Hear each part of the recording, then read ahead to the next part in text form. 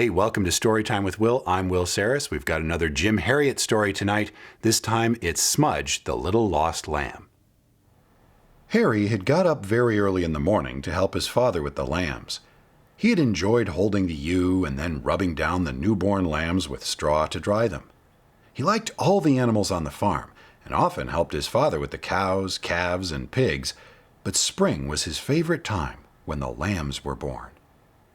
"They are grand, strong lambs," said Farmer Cobb, looking down at the twin lambs who were standing in the pen by their mother. "It was good of you to get up early to help me, Harry. Would you like to have these 2 lambs for yourself?" "Oh, yes, please, Dad," said Harry. "All right, then, they're yours. You must keep an eye on them every day. What are you going to call them?" Harry thought for a moment. "That one has got a funny white mark on his nose. I'll call him Smudge, and his sister can be Smarty." "Those are good names. Now it's time for you to get ready for school, so off you go." A few days later, Harry was with his father when all the ewes and lambs were turned out into the field.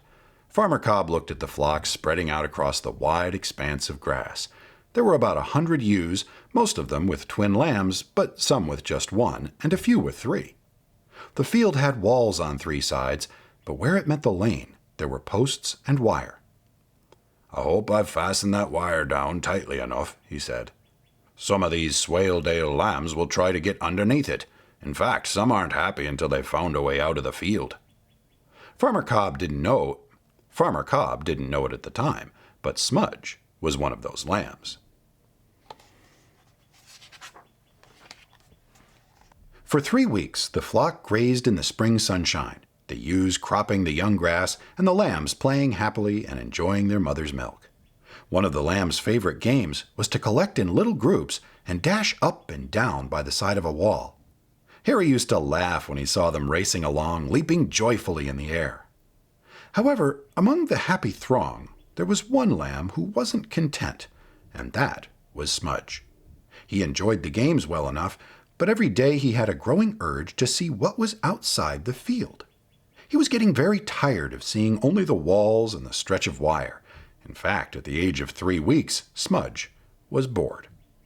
He longed to escape and see what the world was like outside, and surely, he thought, there was some way he could get under that wire. Each day he worked his way along, nosing at where the wire met the grass, but Farmer Cobb had done his job well. Smudge was about to give up hope when one morning he found a tiny gap. He was able to get his nose through. Then, as he thrust and pushed, he got his neck and then all his body through, and with a final wriggle, he found himself on the other side.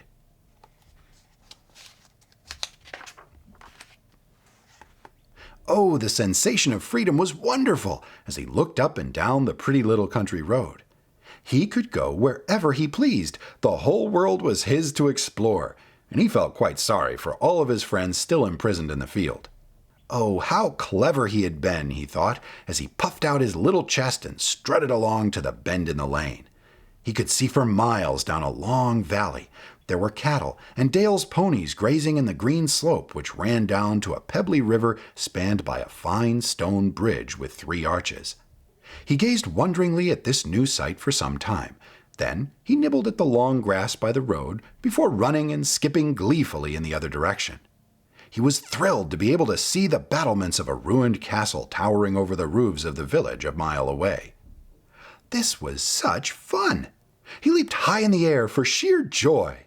He felt so important, none of the other lambs knew anything of this fascinating world outside the field. As he trotted around, picking at the grass, looking eagerly around him, he knew that this was what he had always wanted. However, after about an hour of exploration, Smudge glanced through the wire and could see his sister Smarty suckling her mother, her tail wagging furiously. Suddenly, he realized that he was hungry. He decided he would slip back and have some of that lovely milk before coming out again later. After all, he could do just as he liked now. He pushed his nose at the wire, but where was the gap? It wasn't where he thought it should be. As he worked his way along without finding an opening, his heart beat faster, and when he tried again and again without success, he began to feel really frightened and baaed loudly for his mother. She replied to his shrill call with a deep baa, but she couldn't do anything to help. Soon there was a deafening chorus of Smudge's high-pitched baa and his mother's deep one. All he wanted now was to get back into the field, but his fear turned to terror as a huge dog came along the lane and rushed at him, barking and snarling. Smudge ran away as fast as he could, and just as the dog was about to catch him, he dived between the bars of a gate into a field on the other side of the lane. He was safe from the dog, who couldn't get through. But Smudge found himself looking up into the face of an enormous bull. He had never seen such a monster, and when the bull bent down until the shining bronze ring in his nose almost touched the lamb's face, Smudge fled at even greater speed. He ran and ran and ran over the pasture until he came to a gate which opened onto the main road. He looked back. The bull was still lumbering after him, probably just out of curiosity, but Smudge, in his panic, shot straight across the road between the speeding cars and a bus whose startled passengers stared out at him.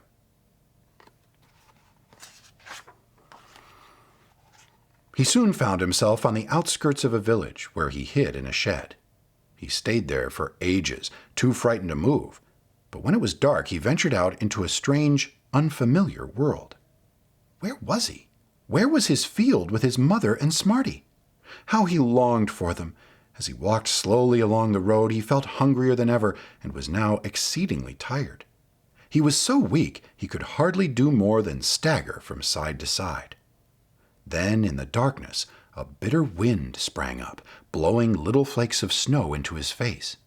Within a few minutes, the kind of blizzard which sometimes appears without warning in the Yorkshire spring was raging around him.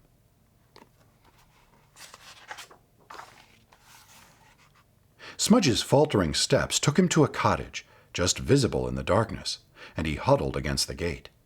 He tried to find some protection from the driving snow, but there was no shelter, and he did not have the strength to walk any further. He felt very, very tired and very, very cold, and as he curled himself up and fell asleep, the big flakes of snow fell steadily on his body. Penny Robinson was returning from her music lesson with her mother and was about to go through the gate when she noticed the little heap of snow at her feet. She pushed at it with her shoe, and as she cleared the snow away with her hand, she cried out in surprise, "Oh, look, Mummy, there's a tiny dead lamb under the snow." "A lamb? It can't be," exclaimed Mrs. Robinson. Penny looked closer. It is, and maybe he's not dead. I think he's still breathing."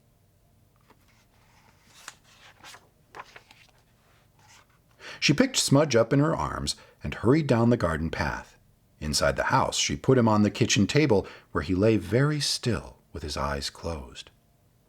Penny brushed the snow from him and rubbed him with a towel, but he did not move, and his wool stayed damp and bedraggled. "We must get him warm or he'll die," said Penny. Then she had an idea. She ran up to the bedroom and fetched her mother's hairdryer and began to blow warm air onto the tiny body. Again and again she sent the heat from the dryer from head to tail and back again, waiting for some sign of life from the little creature.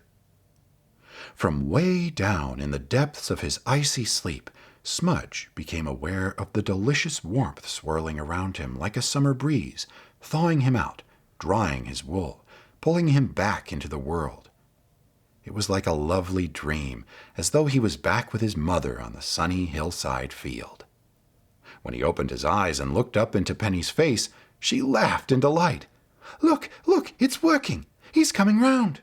She continued using the dryer, fluffing up the wool until it looked just the same as when Smudge had left the field. But still, the little lamb didn't move.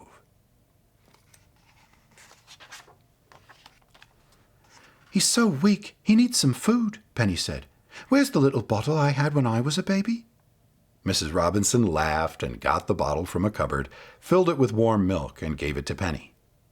When Smudge felt the teat in his mouth, he knew what to do. He had hardly any strength left, but he could still suck, and the level in the bottle went down rapidly.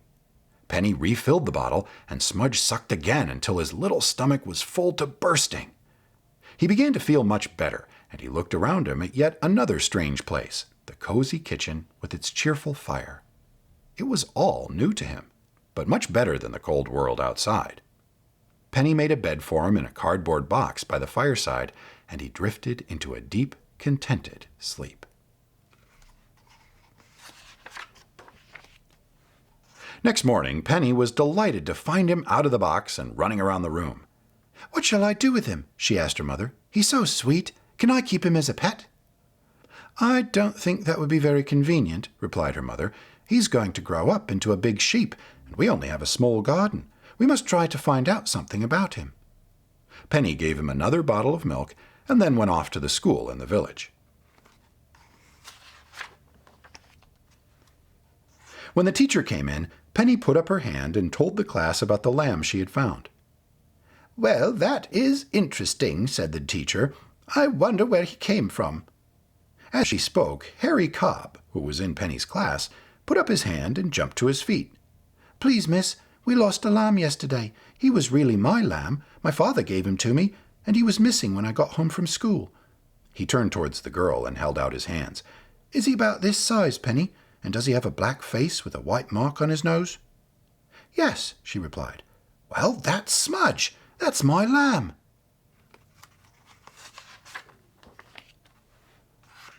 After school that day, the snow had melted away, and Farmer Cobb went down to the village in his car to collect Smudge. Penny went back to the farm with them, and she and Harry watched as the little lamb was reunited with his mother and sister in the sunny field. They laughed as Smudge and Smarty pushed their heads under the ewe and sucked happily, their little tails twirling. "He's all right now, Penny, thanks to you," Harry said. "You saved his life." Penny laughed. "It was really the hairdryer that saved him." There was only one thought in Smudge's mind as he enjoyed his mother's milk. This was where he wanted to be. He would never, ever try to get out of the field again. That was a really cute story. I hope you really enjoyed it. I enjoyed it. And listen, if you did, please hit the like button and subscribe to the channel. I upload videos every Monday, Wednesday, and Friday, and then there's a lot of stories already on this channel, including some Jim Herriot stories and other stories about animals. Until next time, please stay safe and stay healthy.